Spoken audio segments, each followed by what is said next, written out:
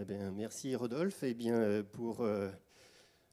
suis ravi d'être ici parmi vous ce soir et de participer donc à cette conférence donc, sur l'innovation dans le domaine de l'énergie, donc un domaine qui effectivement m'est très cher et qui est cher à beaucoup de monde. Et je vais inviter tout de suite donc, Thierry Lepercq, donc, président de Soladvent, qui va donc introduire cette conférence pendant 10 minutes d'intervention. Et Thierry, tu vas nous parler d'hydrogène, je présume.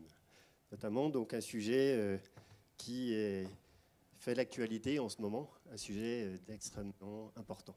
Thierry, 10 minutes. Merci Jean-François. Sujet important, oui. Tout a basculé le 6 octobre.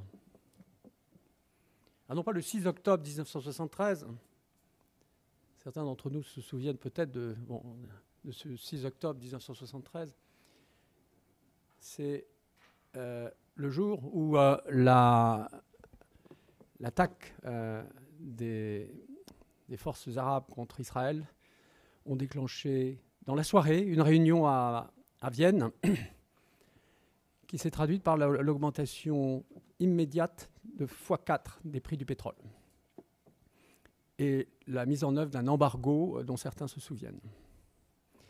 Donc le 6 octobre dont je parle, c'est le 6 octobre 2021. Ce jour-là, le prix du gaz en Europe atteint 160 € du mégawattheure. Alors, tout le monde ne regarde pas les prix du gaz tous les jours, mais ce que je peux vous dire, c'est que les prix moyens du gaz l'année dernière étaient de 15 € du mégawattheure. 15, 160. Alors, entre-temps, ils sont redescendus à 90. Ce même jour, le directeur général de l'Agence internationale de l'énergie, Fatih Birol, lance un avertissement en disant « Nous sommes au cœur de probablement la crise énergétique la plus grave que nous ayons connue depuis 50 ans. » Il se trouve que l'AIE est née en 1974 précisément pour répondre à la crise énergétique et l'embargo pétrolier, pour intimer l'ordre à tous les acteurs de l'énergie d'investir sans cesse pour répondre aux besoins des pays que représente l'AIE, qui sont les pays consommateurs. Et pour la première fois depuis 50 ans, l'AIE a intimé l'ordre aux compagnies pétrolières d'arrêter tout investissement dans le pétrole et le gaz.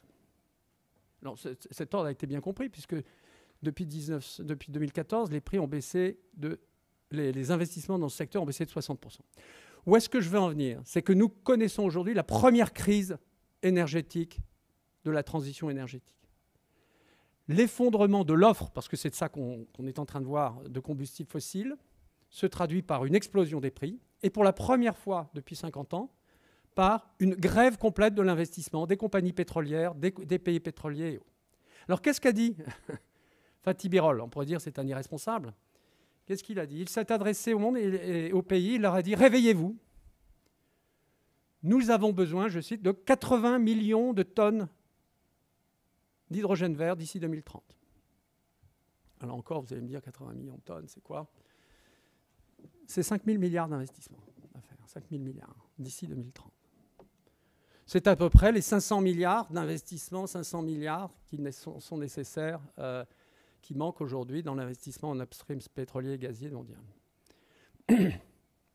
On dirait, on a parlé de PME, que font les uns et les autres? Alors moi, je vais vous parler en tant qu'entrepreneur, parce qu'à un moment donné, lorsqu'on a un appel aux armes, comme celui-là, qui est un appel plutôt sympathique d'ailleurs, qui est celui un appel aux entrepreneurs et aux industriels, aux financiers, de se mobiliser pour répondre à ces besoins qui, aujourd'hui, vont faire souffrir notre population. Le doublement des prix du gaz, ça c'est pas une vision, c'est une réalité depuis 12 mois, qui va probablement se traduire à nouveau par un nouveau doublement, va plonger des dizaines de millions de Français dans une situation économique très dure. Donc c'est une réalité, et ce n'est pas une baisse temporaire de la fiscalité qui va y répondre. Que peuvent faire des entrepreneurs? Bon, alors dans les quelques minutes qui me sont imparties, je vais vous faire une pré-annonce. L'information n'est pas encore publique. Bon, pour ceux qui me concernent, pour ceux qui savent, qui me connaissent, je suis le fondateur de Solaire Direct, qui est une société qui, il y a 15 ans, a eu l'idée que le solaire serait l'énergie la plus compétitive dans le monde et qui a construit 3 gigawatts, 3 gigawatts, pas mal, mais enfin, de solaire dans le monde et qui a surtout joué un rôle important pour la baisse des prix de cette énergie pour en faire une énergie très compétitive avec des projets à $20 du mégawattheure. Eh bien, dans quelques semaines, nous, alors quand je dis nous, c'est un groupement, c'est un groupement qui comprend des très grands industriels, des acteurs de la production d'énergie, des acteurs des infrastructures.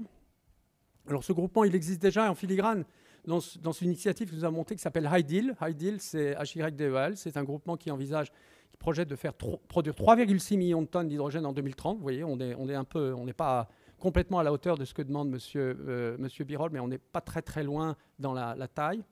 Eh bien, cette vision-là, qui est un travail qui a été fait de manière collective par ces acteurs industriels, va trouver sa première traduction industrielle dans une annonce qui sera faite dans quelques semaines. Alors, de quoi parle-t-on?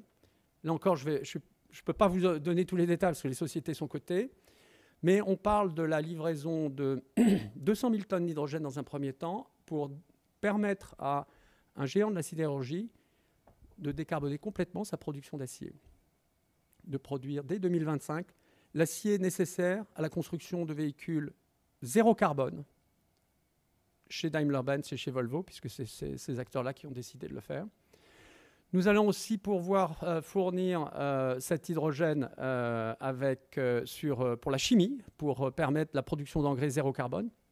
De manière plus générale, dans cette région, puisque c'est une région d'Espagne, nous allons pouvoir la transformer, faire une reconquête industrielle extraordinaire. Alors comment ça va marcher? Eh bien, c'est une collaboration. Et je crois que l'esprit de l'IE Club est intéressant. Dominique a rappelé que ça existe depuis 22 ans. Pour ce qui me concerne, j'étais aussi à l'origine, j'étais témoin avec Maurice Kawam des naissances de l'IE Club et de sa volonté, de sa vision collaborative. Eh bien, ce monde de l'énergie, il n'apparaîtra pas parce qu'il y aura une entreprise ou un grand groupe qui va résoudre tous les problèmes. Il va apparaître parce que collectivement, nous allons le monter. Et je voudrais juste vous donner quelques éléments de ce consortium là, qui est en train de se nouer en Espagne. Il réunit des entrepreneurs du monde du développement solaire, en l'occurrence, puisque l'hydrogène dont on parle là, va être produit à partir d'énergie solaire, des PME de l'électrolyse. Pour l'instant, ce sont des PME et bientôt ce seront des grands groupes industriels, mais ce sont des entreprises industrielles en très très forte croissance. Ce sont des industriels. L'enjeu aujourd'hui, c'est les fameuses gigafactories d'électrolyseurs qui doivent être construites. Donc vous avez là ce qu'on appelle l'amont, l'upstream.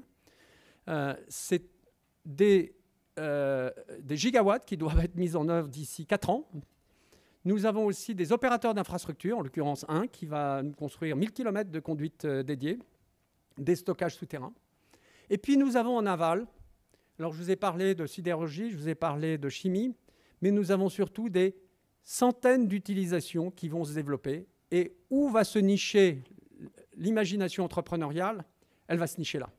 Dans l'utilisation de cette molécule qui, à 1,5 € du kilo, puisque c'est le prix, c'est-à-dire à peu près à la moitié du prix du gaz d'aujourd'hui. Donc si on nous dit est-ce que l'hydrogène est compétitif, je dirais aujourd'hui, moi, je suis en situation de produire de l'hydrogène à la moitié du prix du gaz tel qu'il était coté aujourd'hui sur le TTF à Amsterdam. Voilà, donc ce n'est pas une vision d'avenir, c'est une vision tout à fait concrète. Qu'est-ce que ça veut dire pour tous les entrepreneurs qui développent des solutions? Cette ressource quasi infinie va être prochainement disponible. Elle va être prochainement disponible aussi parce qu'acheminée par des conduites et des infrastructures. L'imagination doit être au pouvoir. Et je terminerai, parce qu'on est effectivement au sein d'un établissement financier, pour dire que tout ça ne marchera pas s'il n'y a pas des financiers pour accompagner tout ça.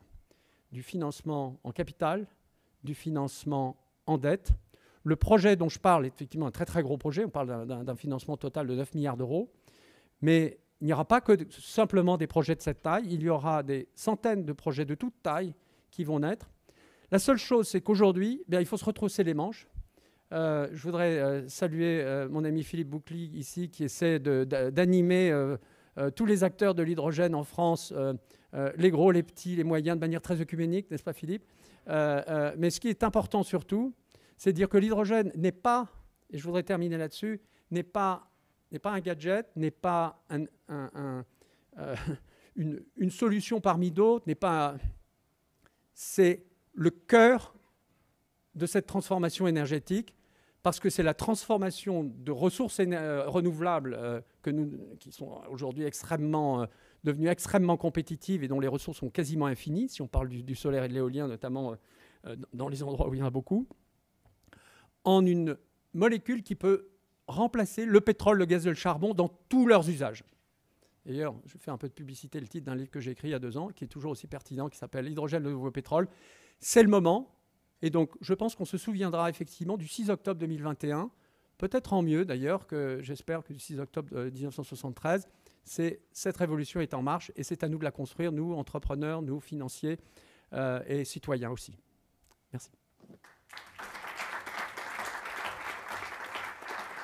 Merci Thierry pour cette introduction de la conférence.